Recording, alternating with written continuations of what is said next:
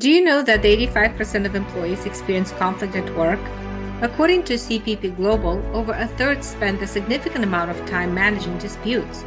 Another third deal with conflict frequently. 27% of employees have actually witnessed conflict morph into personal attacks. And a quarter reported that avoiding conflict resulted in illness or taking time off from work. Workplace conflict is one of the most pressing issues for companies today, with serious consequences, significant costs, and damage to company culture.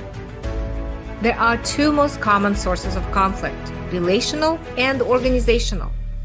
Relational conflicts arise among employees with different personalities, communication styles, or value systems. Research shows that 56% of surveyed employees deal with relational conflicts. If unresolved, they can lead to expensive consequences.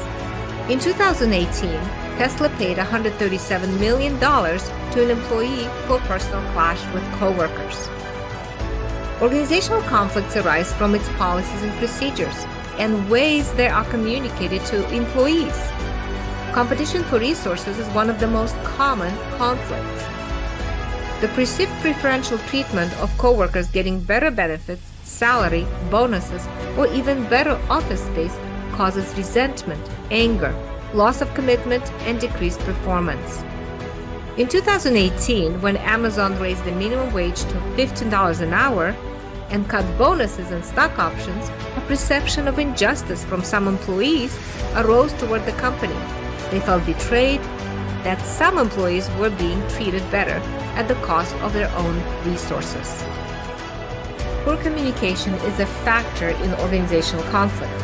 In 2021, when the software company Basecamp suddenly announced controversial changes to company policy, the announcement was met with major backlash from employees who felt that they had not been consulted in advance. This led to some employees resigning and many more publicly criticizing the company on social media. During the pandemic of 2020, due to communication failures, many healthcare workers reported feeling overwhelmed and uncertain about how to provide care to patients in the midst of rapidly changing guidelines and protocols. Additionally, the stress on healthcare workers was compounded by the conflict that arose from inadequate resources. There was a lack of preparedness and insufficient resources, resulting in further burnout and the loss of many critical healthcare workers. How does all this affect the company's bottom line? Workplace conflicts waste approximately 3 hours per week per employee, estimated to be 385 million work hours every year, equaling nearly $359 billion in paid hours. And that is not all. Think about the direct and indirect costs. It can cost an average of $160,000 per claim, with 76% of cases resulting in no payment from insurance, placing the burden directly on the organization. Research shows that unhappy or stressed employees take more time off from work, which costs the organization 50% more in healthcare expenses. They are also more likely to quiet quit or experience presentism, showing up to work when they're ill, unfit, or unmotivated to give their 100%, negatively affecting team productivity, performance, and engagement.